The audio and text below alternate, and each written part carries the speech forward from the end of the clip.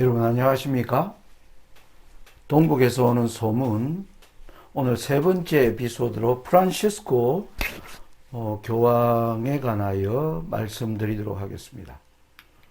여러분 우리가 제가 지금 요한 바오로 2세로부터 베네딕토 그리고 프란시스코 이 1990년대 이후에 가톨릭을 이끌어온 우리가 교황의 이제 지난날 활동들을 중심으로 그런 활동들이 다니엘 11장 40절부터 이루어지는 하나님의 말씀과 어떻게 조화되는가 하는 것을 설명하기 위하여 제가 교황의 이제 역사를 추적하고 있는데, 사실 우리가 예언을 죄송합니다. 사실 우리가 예언 연구에서 주의해야 할 여러 내용들인데, 제가 오늘 여기서 하나를 좀 강조하려고 합니다.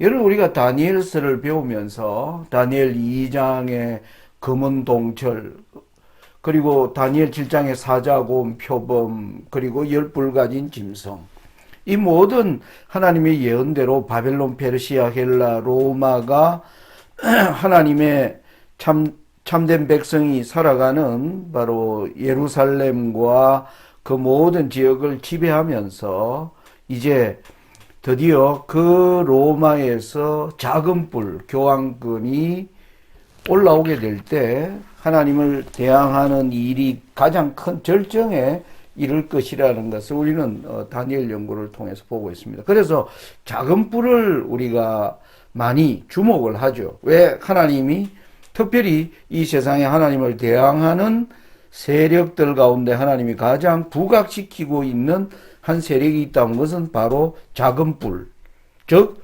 교황권입니다. 우리가 이 작은 뿔을 교황권으로 해석하면서 우리가 주의해야 하는 것이 뭐냐면은 교황, 사람을 악마화 하지 말아야 된다. 즉 교황과 교황권을 구별해야 된다는 것입니다.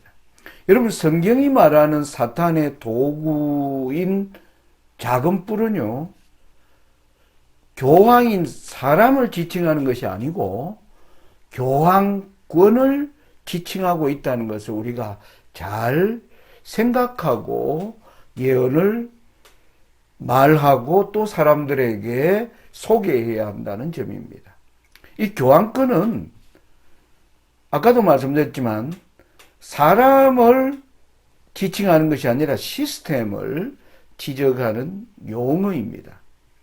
그러니까 이 바티칸이라고 하는 이 전체적인 조직이 가진 방향, 그래서 이 조직을 이끌어가는 이제 대표적인 인물로 교황들이 역사에 등장을 했는데, 이 교황들이 다 악한 사람이다, 이렇게 우리가 이야기할 필요는 없다는 것입니다. 여러분 예를 들면 여러분 우리가 사자로 대표되는 바벨론, 우리가 사탄의 도구로 활용되어 있는 국가입니다. 그런데 이 바벨론의 느부갓네살 왕을 하나님께서 그 마음에 역사하시는 장면을 우리가 다니엘 전편에 보게 됩니다.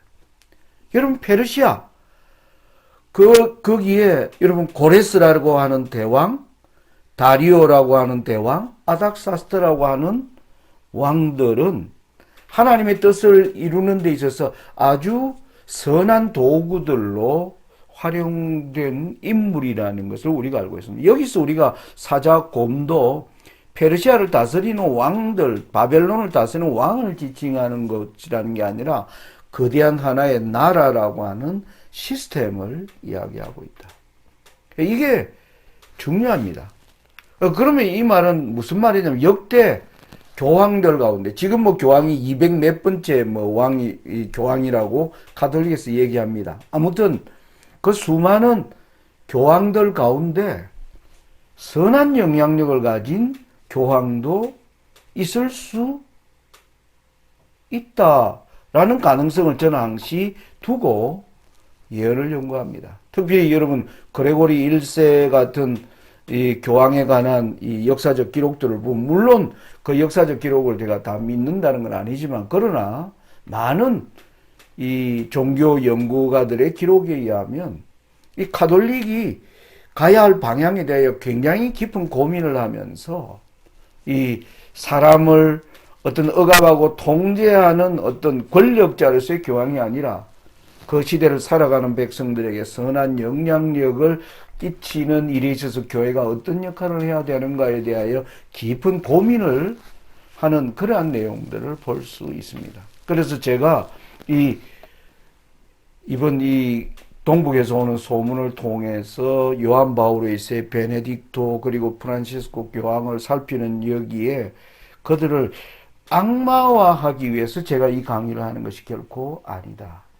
그들도 그 마음속에 자기들이 아무튼 이 21세기를 사는 가운데 세계 종교로 우뚝 서 있는 가톨릭과 또 세계를 어떤 식으로 이끌어갈 것인가에 대한 그들의 방향이 어떠한 점이 이 성경이 말하고 있는 마지막 사건들과 닿아 있는지를 살펴보는 게 목적이라는 점을 여러분들에게 말씀드립니다. 자, 지난번 우리가 요한 바오로 2세가 공산권을 무너뜨리면서 이제 교황권의 이제 뭐라 그럴까요? 활동 방향은 여러 종교들을 통합하는 것, 특별히 개신교회와 깊은 이 원수 관계로 놓여 있던 문제를 해결하는 것, 그런 것들이 이제 바티칸에서는 아주 중요한 개혁의 과제가 되었다는 것입니다. 그러면서 베네딕토 교황으로 이어지는 이때 종교 간의 대화라는 걸 통해서 모든 종교들과 이제 종교의 진리, 사랑이라는 그 대명제하에서 모이도록 하는 그러한 일들에 이 교황들의 모든 노력이 집중되었고, 그 가운데 개신교회도 이제 발빠르게 교황과 가톨릭과 이 화해하는 그러한 지경까지 이르러 갔음을 알 수가 있습니다. 그러면서 또 하나의 거대한 문제가 남아있는 게 이슬람과의 문제인데, 제가 지난번 강의의 마지막에 베네딕토 교황이 왜 종신직을 할 수 있는 자리에 있음에도 불구하고 자신이 이제 돌아가시기 거의 10년 전에 사임하였는가. 물론 그 당시 고령의 어떤 질병과 관련되어서 사임하는 것처럼 이야기했지만 그 위에 10년 동안 왕성하게 활동한 것을 우리가 알고 있습니다. 그런 점에서 저는 이 베네딕토 교황의 사임의 이유는 이슬람과 화해하는 데 있어서 가장 걸림돌을 이제 베네딕토 교황이 보여왔다. 왜냐하면 모든 종교의 화해를 얘기하면서도 특별히 이슬람이 저지르는 그 당시, 우리는 테러를 하지만은 이슬람 사람들은 그것을 테러를 하지 않고 알라 신이 명령한 거룩한 전쟁이라고 하는 그러한 점에서 베네딕토 교황이 가졌던 이 이슬람의 이 폭력적인 행태를 이제 지적한 것에 대하여 이슬람 사회가 베네딕토 교황과 더 이상 문을 열지 않게 되자 이제 그 다음에 이른 교황이 바로 프란시스코 교황인 것을 우리가 알고 있는 것입니다. 실제로 프란시스코가 2013년 교황이 되면서 여러분 여기 제가 했죠. 2014년에 이슬람 국가의 가장 유럽과 가까운 터키를 방문합니다. 그리고 2017년 4월에는 드디어 이집트를 방문하고요. 이집트 하면 바로 이슬람의 중심 아닙니까? 그리고 2019년 2월에는 아라비아 반도, 거기에 오늘날 부유한 국가인 아랍에미레이트, 아라비아 반도의 바로 중동의 가장 끝자락에 있는 거기를 방문하고 2021년에는 교황 최초로 이라크를 방문하면서 실제적인, 여러분이 지도로 보시면 이슬람의 모든 중심지를 교황이 다 방문을 한 것입니다. 제가 여기 삼각벨트로 표시해 놓았습니다. 여러분, 이 지역이 공교롭게도 BC 6세기에 느부갓네살이 바벨론을 세웠던 바로 그 지역과 거의 일치합니다. 근데 아직 교황이 더 나아가야 할 지역이 있죠.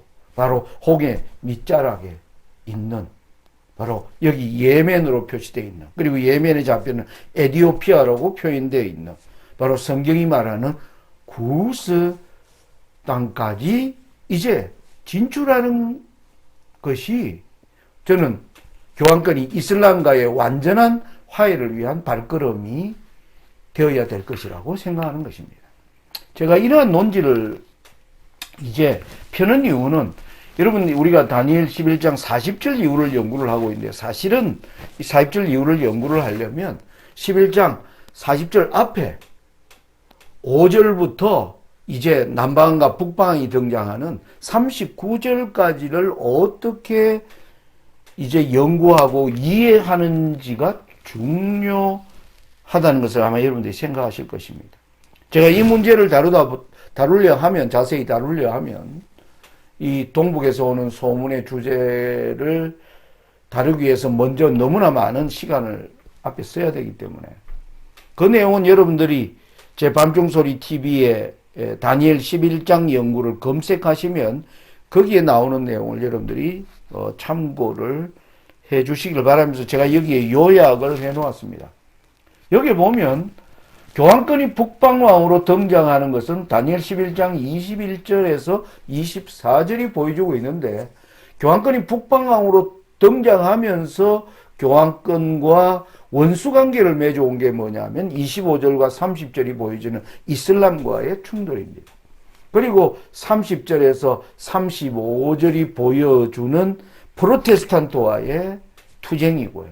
그리고 36절에서 39절로 보여주는 드디어 무신론 사상이 세력화되면서 무신론에 의하여 교황권이 이제 죽게 된 상처를 받는, 이 모든 이 성경의 하나님의 예언을 통해서 보면 바로 가톨릭이 가진 가장 이제 다시 살아나는 교황권이 다시 전 세계적 종교로 발돋움하기 위해서 그들이 해결해야 할 세 가지 과제가 바로 바티칸 제2차 공의에서 이와 같이 밝힌 것입니다. 가톨릭이 개혁에 나가는데 아주 중요한 세계적 종교로 나아가는 데서 해결해야 될 과제는 세 가지다. 첫째는 공산주의 국가와의 관계. 이게 바로 1950년대에 바티칸이 이제 생각한 교황권이 가진 이 과제라고 생각합니다. 두 번째는 프로테스탄트와 신뢰관계를 회복하는 것. 그리고 세 번째는 무슬림, 이슬람과 어떻게 화해할, 이 세 세력과의 옛날에 가졌던 그 원수관계를 해결을 해야 드디어 교황권이 다시 명실상부 세계 종교로 나아가는 길이 열린다는 것이었죠. 여기에 바로 프란시스코 교황의 등장이 있는 것입니다. 여러분, 2013년 5월에 프란시스코가 교황이 되면서 여러분 2달 후에 교황이 공식적으로 해외 방문을 한 첫 방문지가 이름은 어딘지 아십니까? 바로 7월 8일 람페두사를 방문했습니다. 여러분, 람페두사가 어디냐? 이탈리아 남부에 있는 작은 섬입니다. 우리나라 제주도와 같이. 예전에 이 람페두사 섬은 모든 지중해 남쪽에서 있는 아프리카 사람들이나 이런 사람들이 유럽으로 들어가기 위해서 뭐 하는 겁니까? 들어가는 가장 가까운 통로가 바로 람페두사였습니다. 여기에 들어가면 우리나라로 들어올 때 제주도로 먼저 들어오면 비자 필요 없이 무비자 입국이 가능하죠. 그래서 제주도 들어오면 제주도에서 서울 가는 이제 항공기를 타면 대한민국의 이제 본토로 들어오는 길이 열리는 것처럼 유럽 본토로 들어가기 위해서 아프리카 사람들이 가장 먼저 들어가는 곳이 바로 이 람페두사입니다. 근데 2013년에 이 람페두사에 여러분 오른쪽 사진에 보시면 그 수많이 거기에 사진에는 자세히 나오죠. 여기에 이 섬에 어떻게 이렇게 많은 사람들이 있는가? 바로 아프리카에서 몰려온 난민들입니다. 왜 이렇게 몰려왔는가? 여러분 프란시스코 교황이 오기 전에 약 2, 3년 전에 무슨 일이 있었는가? 아프리카 바로 이탈리아 남쪽에 있는 바로 지중해 남편에 무슨 일이 있었는가? 여러분 2010년 12월에 티니지에서 민주화 시위가 일어나면서 그것이 뭐하는 겁니까? 이집트 애굽으로 발동이 튀었고요. 그리고 이 애굽이 또 리비아로 발동이 튀게 됩니다. 여러분 옆에 보면 제가 아랍에 본 5년 일지 신문에 난 기사를 제가 옮겨 놓은 거 보십니다. 티니지에서 발생한 것이 이제 11년 2월에는 이집트로 불똥이 튀었고요. 이집트의 무바라크 33년 독재자가 쫓겨나고 그 불똥이 뭡니까? 리비아로 시리아로 그리고 예멘으로 막 확산되기 시작했습니다. 이 아랍에 보면 이슬람에서 일어나는 거대한 변화였습니다. 제가 그 당시 예언을 연구하면서 이 애국과 리비아가 나오기 때문에 여러분 제가 그 당시 이 사건에 굉장히 관심을 기울인 것입니다. 왜냐하면 여러분 다니엘 11장 42절에 북방왕이 애굽에까지 미칠 것이고 애굽의 금은과 보물을 잡을 것이요 리비아 사람과 구스 사람이 그의 종이 되리라는 그 예언과 관련해서 일이 어떠한 관련이 있는가를 제가 살펴본 것입니다. 여러분 리비아에 이 뭐 하는 겁니까? 이제 내전이 발생하자. 여러분 여기 지도로 보면 리비아가 바로 이탈리아로 보면 바로 가장 가까운 곳에 있는 북아프리카입니다. 여기에 리비아 카다피가 이제 뭡니까? 내전에 돌입하면서 리비아에 있는 각국 외국 사람들이 탈출하는 그러다 보니까 리비아 자체 아프리카 사람들도 바로 이 전쟁 상황을 벗어나기 위하여 수많은 사람들이 많은 겁니까? 여러분 이제 난민들이 탈출하는 일이 있어 온 겁니다. 여러분 여기 밑에 왼쪽 밑에 지도를 보시면 바로 리비아와 티니지에서 가장 가까운 섬이 바로 람페두사입니다. 이게 이탈리아에 속한 섬입니다. 여기에 들어가면 바로 배를 타고 조금만 가면 시칠리아, 이탈리아 내륙으로 들어가는 길이 열리면서 이제 유럽 본토로 들어가는 관문이 되는 겁니다. 그래서 이 북아프리카에 사는 수많은 이슬람 사람들이 이제 대거 난민이 되어서 리비아를 통해 탈출하는 이 난민들이 전부 뭐 하느냐면 이탈리아 정부가 이 사람들이 몰려 들어오자 유럽으로 들어오는 문을 막아버린 겁니다. 그러니까 난민들이 전부 람페두사에 갇힌 것입니다. 마치 뭐가 된 거예요? 이제 정말 죄인처럼